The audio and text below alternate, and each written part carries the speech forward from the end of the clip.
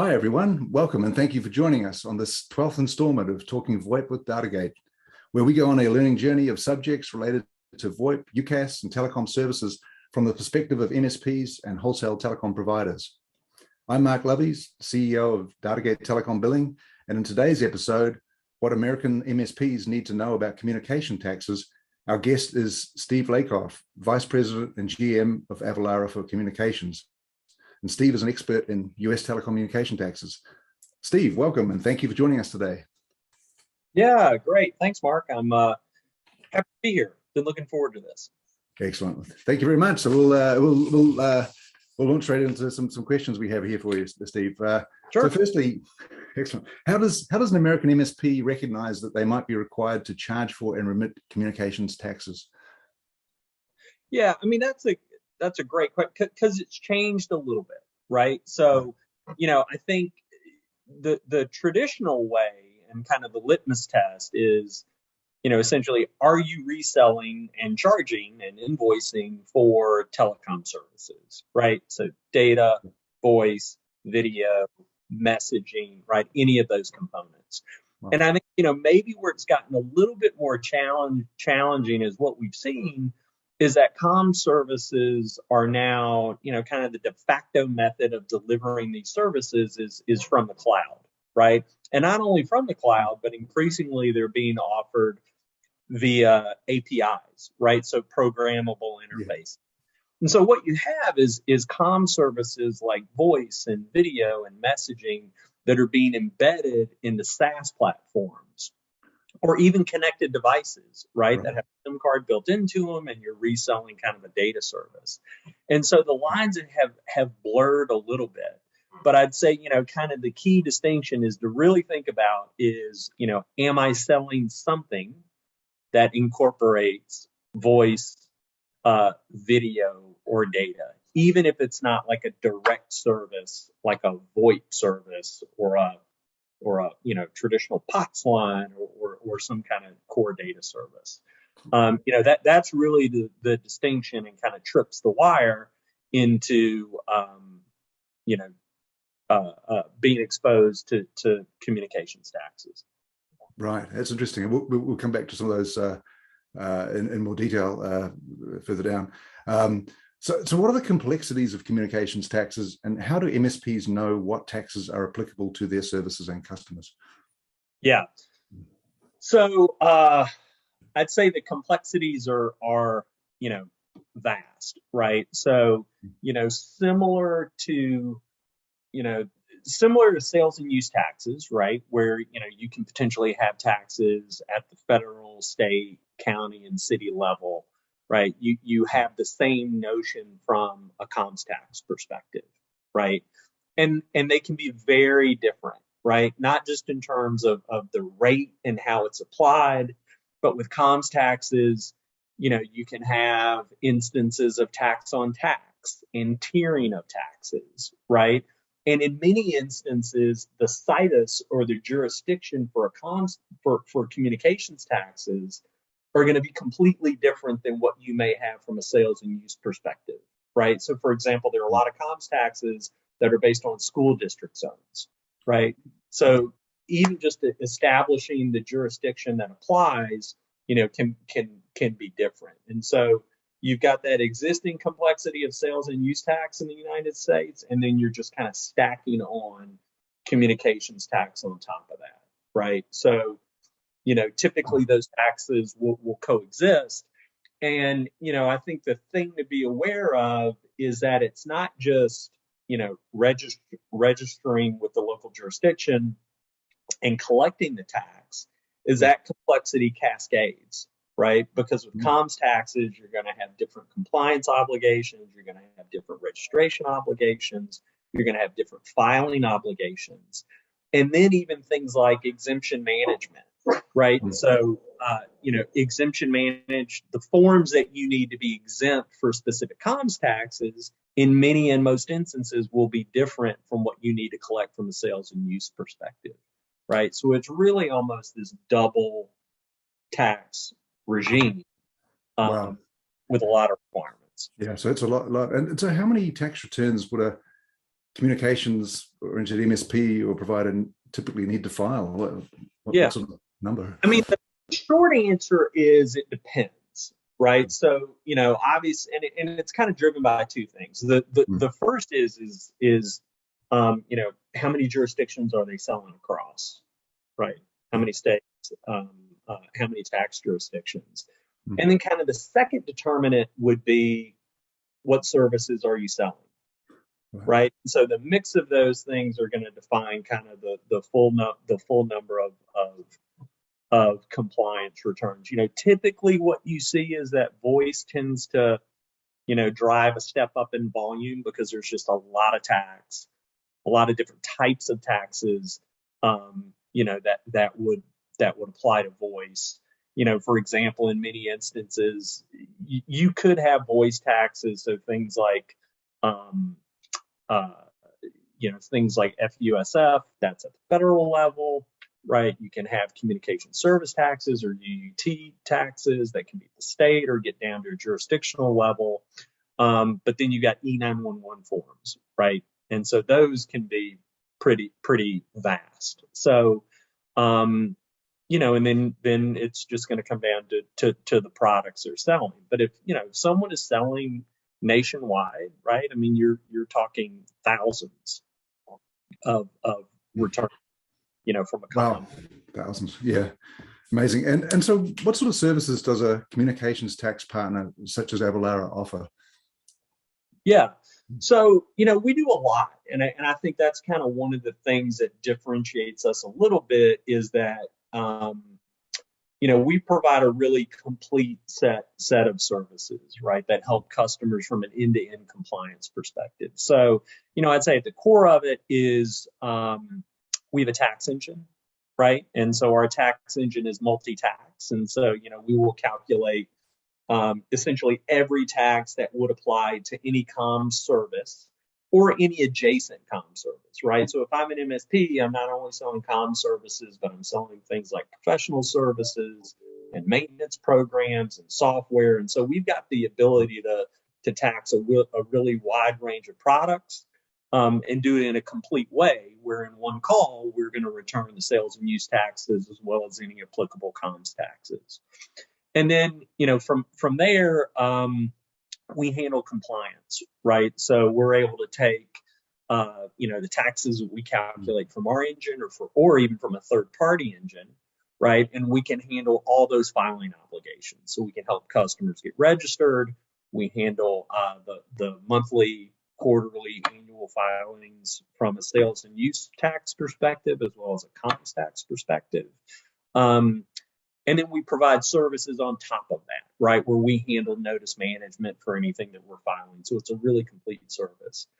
And then we've also got a host of other capabilities, right? So we've got an exemption management platform, where customers can electronically collect, store, and maintain their certificates. Again, those forms specific to a sales and use perspective, as well as a comms perspective. And then, we've got a whole array of international capabilities, right? So, again, as MSPs, to the extent that they're expanding across borders, whether it's Canada or Mexico or even more broadly, we've got the ability, again, to tax internationally, file internationally, and then even also start to handle, some of those complexities around e-invoicing, which is becoming much more predominant across the globe. Wow. Yeah, I can see obviously a lot of value in, with our MSPs, they want to focus on their technology and their sales, and it'd be great to have, expert help with all the tax and compliance side. I can see. And one thing, I love to, one of the key things with our engine is, we understand that ease of integration is really big, right? Particularly for MSPs. And so, for example, out of the box integrations that we've done with Datagate. And so, I'd say that's a big core capability that we bring to the table in terms of just being able to tie into those systems that MSPs use out of the box, right? It's not a custom integration to a large extent. It's absolutely. That's a beautiful thing, having it all integrated, so it's all taken care of in the background from the MSP's point of view. Yes. And the data just flows through, and that's great. Do communications taxes apply to calls made through Skype, Teams, Zoom, Slack, etc.? How does all that work? Yeah. So they do. So, voice, it's interesting because voice is very, as a general rule of all the comm services, right? Voice is the one that's most comprehensively taxed, right? Yes. And I think there may be a view that's like, oh, if this is just a peer-to-peer voice service, it's not subject to comms taxes. And that's a dangerous assumption because they are. It's not as heavily taxed as services that are connected to the PSTN, right? But VoIP to VoIP services, are definitely taxed. Again, it's at a lower rate typically than voice to PSTN, but it's much higher than other, kind of data services. So yeah, I mean, the way to think about it is kind of all forms of voice are going to be subject to tax. Well, that's interesting because I don't think a lot of people realize that, but it's really, thank you. So what does it mean to be de minimis as an MSP in telecom? Yeah, so there's a little bit of there's a little bit of a distinction, right? So from a sales tax perspective, you've got Wayfair and you've got economic nexus, which applies to sales and use tax. From a comms tax, de minimis is kind of a term, almost a term of art, right? To say that, look, I'm not collecting enough tax for it to matter, right? And so the answer there, kind of broadly speaking, is that de minimis really varies from state to state. You've got some states that have clear delineations in terms of what it means to be de minimis, right? Yeah. And then some states are silent on it, right? And so there's, it's to some degree, up to the business to determine the extent that they want to understand what that risk is and to understand whether they want to proactively file and collect tax and remit tax. And I think that's really where it's important to work with a vendor like us or an advisory firm, to get some guidance there, right? But, the key is that whether it's defined or not, it's a threshold, right? So it's really important for businesses and MSPs, particularly as they're growing, to monitor that and to get ahead of it and to eliminate, risk and backfiling and the risk of audits and kind of all the complexity that can come from that. Yeah. And so what are some of the things that MSPs should be aware of during this period? I mean, are there risks, of accumulating a lot of back tax that, over a long period of time? Are there, what sort of things should they be thinking of? Yeah, they can be. I mean, I think, the key thing is, is kind of getting some professional guidance, right? Yeah. Monitoring, and then based on that guidance, kind of monitoring where they're at and to prepare, right? And, because again, there are going to be rules where even where you may have a formally defined status of de minimis for federal USF, there's still filing requirements associated with that, right? And registration requirements, even if you're not, even if you're below the threshold and not submitting tax. So it's really important to be informed, right? To not make assumptions, and to plan ahead. Right. Okay. And so when MSPs are in this de minimis period, are they still required to accurately calculate and charge the taxes during that period? So it would. The answer is it would depend, right? In many states and in many jurisdictions, it's formally specified, right? And so in that instance, they may not be required to collect and remit, but there may be some registration requirements, right? And then again, there are going to be some areas where it's open to interpretation. Right, I see. And that's where you've got kind of, a risk assessment that needs to happen. I see. I see. And so how do telecom taxes work if MSPs bundle multiple products and services together into a single line? Yeah. So, and that's becoming more prevalent, right? I mean, Yeah. you know, I think we're long past the days where customers of telecom services, you know, if you remember your own phone bill, right, we're getting sheets of just call detail records, right? And so Yes. everything is kind of being combined um,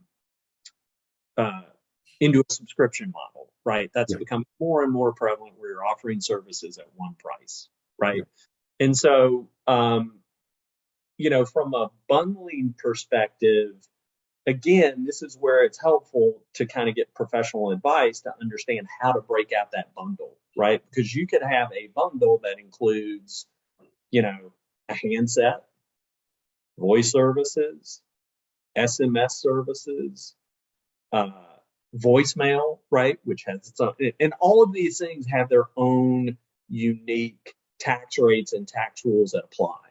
And so, you know, it's really important to have, you know, some background and some analysis to support, okay, I'm selling something for $100.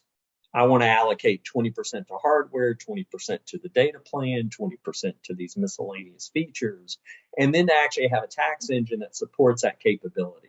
So we have a lot of, I mean, obviously we have a lot of customers that are selling bundles, and that's something that we work closely with customers on, is to take those bundles, define those into the constituent items so that we can tax those correctly. And, you know, there are a lot of considerations that you have to take into a place. I mean, a lot of it comes down to, you know, literally how you market your service, right? What your pricing is for some, you know, if you sell something a la carte, you include it in a bundle, right? That can inform, you know, how you're gonna break out those proportions from a tax perspective. You know, it's not rocket science, but there is kind of a deliberate process, you know, that you need to go through as you kind of think about how you want to define your bundles from a tax perspective. I see. Thank you. So the future of telecommunications taxes, where do you see it all going in the future? Will there always be communication taxes? And where do you think it's all heading? Yeah, I mean, it's hard not to see, right, these taxes continuing to, you know, to proliferate, right? So, you know, just as a percentage of GDP, right, the communications industry is growing. And so jurisdictions have a vested interest to tax it, and to tax it completely and clearly. And so, you know, even if you take an example, well, let me back up. The other thing I was going to say is obviously there's a lot of innovation, right? I mean, you've got services. I mean, whoever thought 5 years ago that you would be able to, through an API, get a phone number or get inbound dialing or get outbound dialing, right? Where you've basically taken a two-way voice service and deconstructed it, right, into these constituent components. The tax rules were never defined to kind of contemplate things being sold in that way, right? And so, you know, I think the natural progression is that innovation kind of outpaces tax law, right? But tax law and regulations they're gonna catch up, right? I mean, that's just kind of the history of tax here. You know, another example that you know we're starting to see real time is in the streaming space, right? You've got traditional pay TV services that were comprehensively taxed from a communications tax perspective, as well as from sales and use. And then you had streaming services where you've got video being delivered over the top. And in a very short span of time, you've gone from where they're not taxed to where now over half the states are applying sales and use tax to those services. Right. And now you're starting to see a growing number of jurisdictions apply traditional pay TV comms taxes because you've got cord cutting, right, that's diminishing that tax base. And so you're starting to see state by state, jurisdiction by jurisdiction, apply those taxes. So I don't think communication taxes are going anywhere. I think they're going to become, you know, continue to proliferate. where there are gray areas. Over time, those will get clarified. And, I think, unfortunately, I just think it's just going to get more complex, right? Exactly. So extremely important for our MSP audience. So Steve, thank you very much for joining us today and sharing this very helpful and insightful information with us. I'd like to say to our audience, if you'd like to contact Steve and his team at Avalara for communications, contact details are here up on the screen right now. And thank you for tuning into this episode of Talking VoIP with Datagate. We wish you all your success in your communication endeavors, wherever you may be. And as always, may the VoIP be with you. Thank you. Yeah, thank you. It's good fun.